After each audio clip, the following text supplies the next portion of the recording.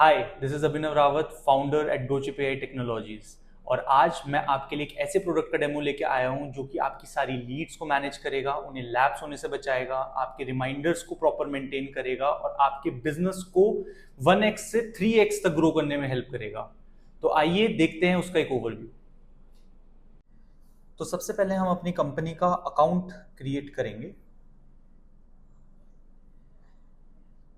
जैसे आप यहाँ पे आएंगे, आपको अपना फुल नेम डालना है, आपकी कंपनी का नाम डालना है, आपने अपनी इंडस्ट्री सेलेक्ट करनी है। अगर आप फार्मा से तो आप फार्मा कर सकते हैं, तो नॉर्मल आप जनरल डालेंगे। उसके बाद आपको अपनी ईमेल आईडी डालनी है। ध्यान रखिएगा कि आपकी ईमेल आईडी जेन्युइन हो, क्योंकि आपको ओटीपी जाएगा आपकी ईमेल आईडी पे।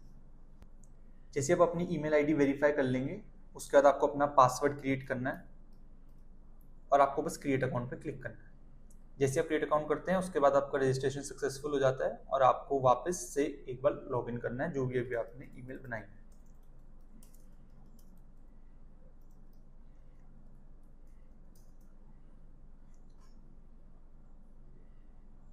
जैसे आपका साइन इन हो जाएगा, तो आपको एक ऐसी स्क्रीन दिखती है जहां पे आपको एक एडमिन का पूरा डैशबोर्ड दिखता है। एडमिन मल्टीपल यूजर्स क्रिएट कर सकता है। एडमिन को सारी कंपनी का एक ओवरव्यू मिलता है। अब जैसे कि आप यहाँ पे देख रहे होंगे, अभी सिर्फ न्यू लीड है और फेवरेट्स है। ये प्री डिफाइंड टैब्स है सारे। अब हर कंपनी अपने हिसाब से क्रिएट कर सकती है। जैसे कि मान लीजिए आपकी कंपनी में एनपीसी करके एक स्टेज होती है, फॉलो अप होती है, हॉट होता है, कोल्ड होता है, मीटिंग्स होती हैं। हर कंपनी डिफरेंट डिफरेंट चीज को फॉलो करती है। जो भी आपकी कंपनी फॉलो करती है, आप उस टैब में जाएंगे। अगर आप इस सेटिंग्स में जाएंगे, नीचे सेटिंग्स में आकर आप कॉन्टैक्ट स्टेजेस में जब जाएंगे, तो यहाँ पर आप उसे क्रिएट कर सकते हैं।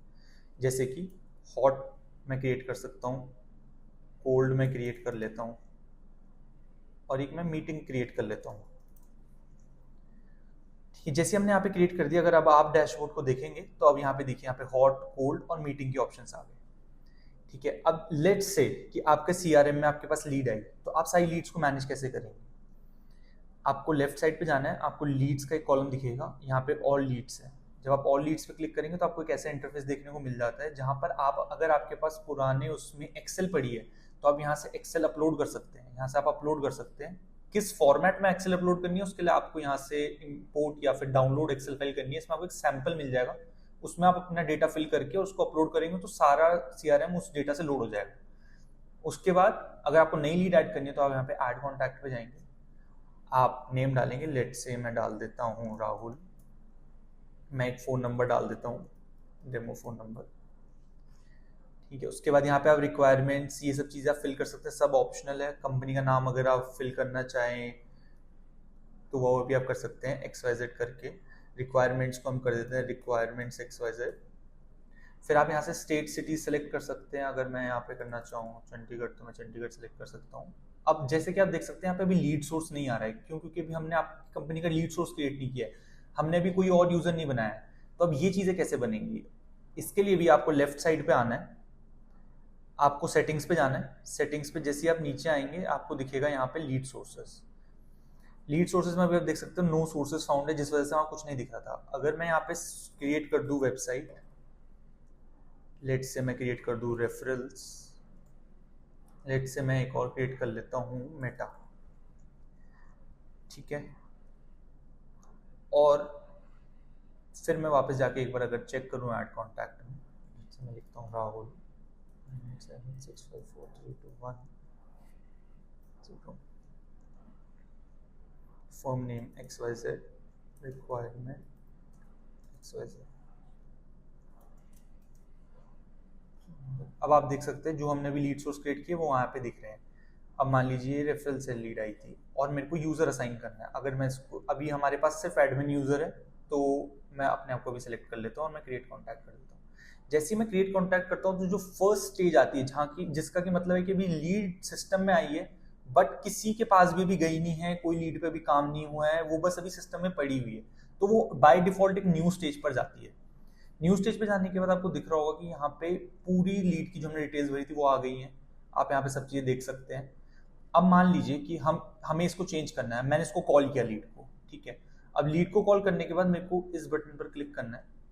अब मेरी लीड से बात हुई कि मेरे को डेमो भेजिए आप, तो यहाँ पे मैं लिख दूंगा जो भी मेरी उससे बात हुई है कि डेमो टू बी सेंड, ठीक है। और मैं स्टेज चेंज कर लूंगा क्योंकि अब वो न्यू नहीं है, अब मेरी उससे बात हो गई, और अगर मेरे को लगता है कि हाँ वो अच्छी है या जो भी है कंपनी के आप लोगों के स्टैंडर्ड्स होते हैं, हम उस हिसाब से अपना कंपनी प्रोसेस करती है। लेट से कि मुझे लगा कि अगर वो डेमो मांग रहा है तो वो हॉट है कि वो क्लोज हो जाएगा, मैं सेव चेंजेस कर लूंगा। जैसे ही मैं सेव चेंज करता हूँ, अब देखो आप यहाँ लेफ्ट साइड में फिल्टर्स देख रहे होंगे, अब न्यू में नहीं थी वो लीड, अब वो चली गई आपकी हॉट में। जब मैं हॉट देखूंगा तो यहाँ पे वो लीड आ गई है, रेफरल से थी। आप लास्ट कन्वर्सेशन देख सकते हो क्या थी, डेमो टू बी सेंड था, 23rd को ये कन्वर्सेशन हुई थी हमारी, ये यहाँ पे आपको दिख गई है। अब अगर आपको उसका डिटेल्ड रिव्यू देखना है तो आप इस लीड पे बस क्लिक करोगे तो आपको एक बहुत बड़ा रिमाइंडर बॉक्स खुल के मिलता है जिसमें कि सब कुछ आपको उस डिटेल से रिलेटेड मिल जाता है। कब वो लीड क्रिएट हुई थी, किसने क्रिएट करी थी, कब वो रिकॉर्ड नोट हुआ था, कब उसकी स्टेज चेंज हुई थी, कब वो किस पर्सन से किसी और को असाइन हुई थी। अगर आप यहाँ पे देखोगे, यहाँ चेंज यूजर का ऑप्शन है। करेंटली हमारे सिस्टम में भी एक ही यूजर है इसलिए एक चीज दिख रही है, मल्टीपल यूजर्स होंगे तो आप किसी को भी असाइन कर सकते हो। फिर आप यहाँ पे एक ऑप्शन देख रहे हो क्विक नोट्स का। क्विक नोट्स में आप वही जो नोट्स वाली चीज थी जो बाहर आपने हमने भी शॉर्टकट बताया था, वही चीज आप यहाँ पे कन्वर्सेशन को रिकॉर्ड कर सकते हो, कोई भी चीज XYZ उसकी।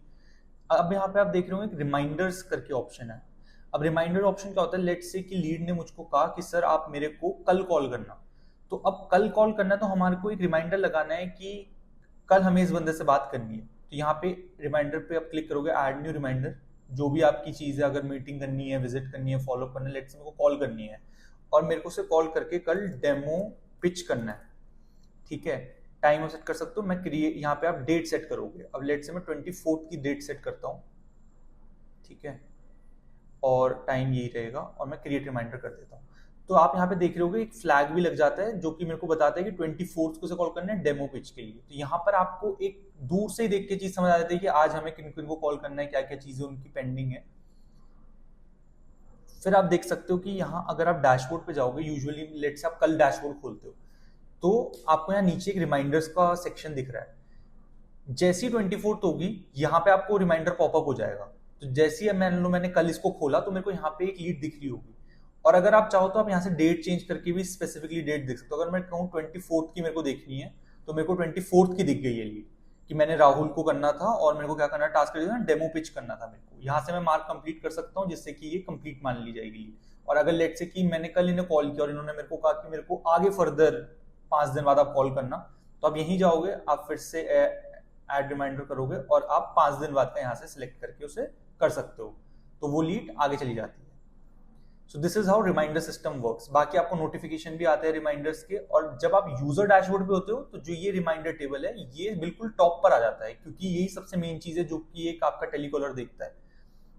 फिर आप यहाँ पे देखे होंगे मेच्योर लीड्स हैं, डेड लीड्स हैं। डेड लीड्स वो होती हैं जिनके कि आप कह सकते हो कि जो रिलेवेंट ही नहीं है आपकी इंडस्ट्री से, उसको आप डेड में मार्क कर देते हो। फिर आपके पास सेक्शन आता है यूजर्स का, यहाँ पर आप जाके ऐड यूजर करोगे।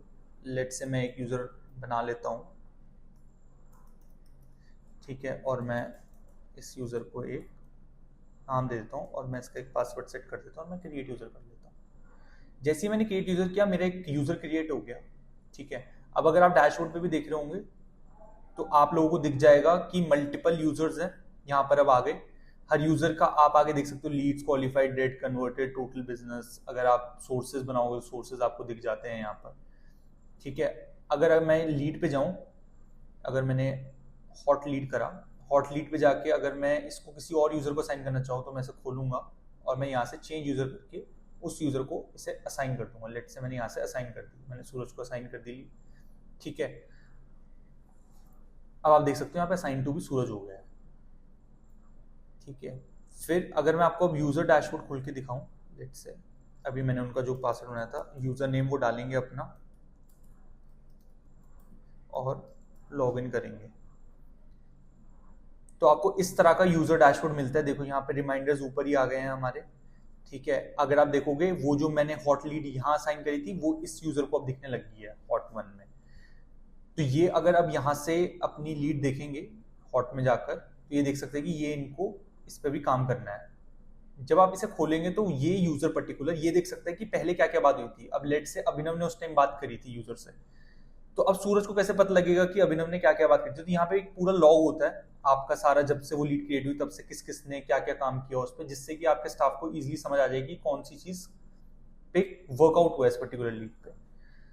तो यहाँ से वो मैनेज कर सकते हैं, वो वापस किसी और को भी असाइन कर सकते हैं, वो सब चीजें कर सकते हैं, रिमाइंडर्स, क्विक नोट्स, मैच्योर कर सकते हैं। जब वो मैच्योर करेंगे तो वो एक वैल्यू डालेंगे, उससे डील मैच्योर हो जाएगी और वो डेड मार्क कर सकते हैं। ठीक है, फिर अगर आप यहाँ पे देख रहे होगे डॉक्यूमेंट लाइब्रेरी का ऑप्शन है। अब लेट्स से कि आपकी कंपनी है और आपकी कंपनी का जीएसटी है और आपके पास 10 लोगों का स्टाफ है, तो पॉइंट ये आता है कि आप एक सेंट्रलाइज जगह सारे अपने डॉक्यूमेंट्स रखो जहां से कि इजीली आपका सारा स्टाफ उसे मैनेज कर पाए। तो इस टैब से आपके यूजर डॉक्यूमेंट्स एक्सेस कर सकते हैं, कैटेगरीज एक्सेस कर सकते हैं। अभी जनरल कैटेगरी है, अगर हम यहाँ पे कैटेगरी क्रिएट करना चाहें तो लेट्स से मैंने एक प्रोडक्ट लिस्ट करके कैटेगरी बना ली। ठीक है, अब ये कैटेगरी क्रिएट हो गई। अब आप यहाँ पे देख रहे होंगे 2 कैटेगरीज आ गई। अब डॉक्यूमेंट्स यूजर्स अपलोड नहीं कर सकते, डॉक्यूमेंट्स सिर्फ आपके एडमिन अपलोड कर सकते हैं। ठीक है, तो हम वापस एडमिन डैशबोर्ड पे चलते हैं। फिर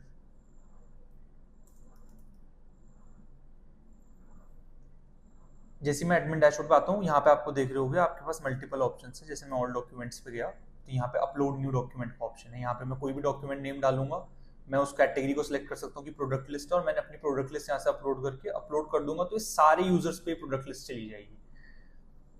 उसके बाद इसमें टीम मैनेजमेंट का ऑप्शन आता है जहां पे आप मैनेजर्स क्रिएट करके मैनेजर्स को स्टाफ असाइन कर सकते हो, जिससे कि एक आपकी टीम का सिस्टम चलने लग जाए।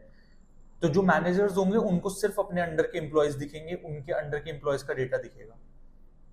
फिर आपकी जो भी रिमाइंडर और टास्क होते हैं वो आपके आ जाते हैं टास्क के अंडर, कॉल्स, मीटिंग्स। जैसे कि मैंने कॉल शेड्यूल करा था एक रिमाइंडर, तो यहाँ पे दिख गया है कि ये किसको असाइंड है, किसको कॉल करना है, कब करना है। तो यहाँ पे पूरा एक टास्क का ओवरव्यू मिल जाता है।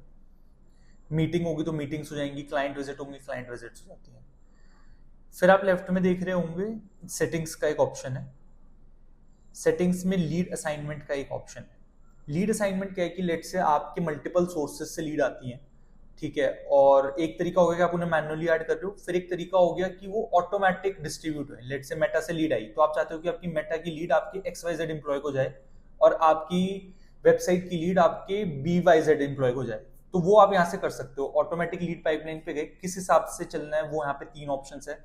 आप स्टेट वाइज लीड मैनेज कर सकते हो कि मैं सूरज को देना चाहता हूँ इन वाली स्टेट्स की लीड जब भी वो आए। अगर आप सोर्स वाइज जाओगे तो आपके यहाँ पे सोर्स है कि मैं सूरज को देना चाहता हूँ वेबसाइट की लीड्स, रेफरल्स की लीड्स। तो जैसी कोई भी लीड आएगी और वो वेबसाइट या रेफरल के थ्रू आएगी तो सूरज पे अपने आप चली जाएगी, किसी को साइन करने की जरूरत नहीं है। और जो स्टैंडर्ड राउंड रॉबिन है, इसका क्या मतलब है कि जैसी आपकी कोई लीड आई तो वो हर एक लीड एक एम्प्लॉय को जाएगी और फिर अगले एम्प्लॉय को जाएगी। कि लेट से एक लीड आई वो पहले XYZ 1 को गई, फिर एक लीड आई वो XYZ 2 को गई। तो ये ऑटोमेटिक लीड डिस्ट्रीब्यूशन का मॉडल है।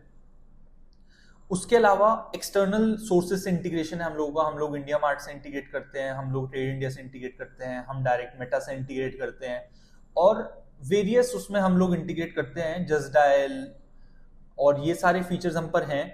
तो ये एज पर कंपनी रिक्वायरमेंट होता है। उसके लिए आप लोग हमें कांटेक्ट करेंगे तो हमारी डेवलपमेंट टीम आपके साथ कोऑर्डिनेट करके आपका पर्टिकुलर सोर्स ऑफ जो भी लीड है उसको इंटीग्रेट हमारे सिस्टम में कर देगी, जिससे कि जैसे ही आपके सोर्स पे लीड आए वो सीधा CRM में लैंड होकर ऑटोमेटिकली डिस्ट्रीब्यूट हो जाए, जिससे कि आपका टाइम बचेगा, आपको इजीली चीज को मैनेज कर पाएंगे। अगर आपने एक पर्टिकुलर यूजर सेट किया कि कौन सी लीड किस टाइम चाहिए, तो वो अपने आप एक प्रोसेस चलता रहेगा जिसमें आप लोगों को ज्यादा दिमाग नहीं लगाना पड़ेगा। सो दिस इज इट। बाकी जो भी आप लोगों की क्वेरीज रहेंगी, जो चीज आपको समझ नहीं आई है, उसके लिए we have a dedicated customer support at our company, and वो आप लोगों को एग्जैक्टली गाइड कर सकते हैं कि कौन सी चीज कैसे काम करती है। ये एक ब्रीफ ओवरव्यू था जिसमें आपको सिस्टम के बारे में बताया गया। हमारी टीम आपको प्रॉपर्ली इस चीज पे गाइड करेगी, उसके लिए आप उन लोगों को कॉन्टैक्ट कर सकते हैं। Thank you.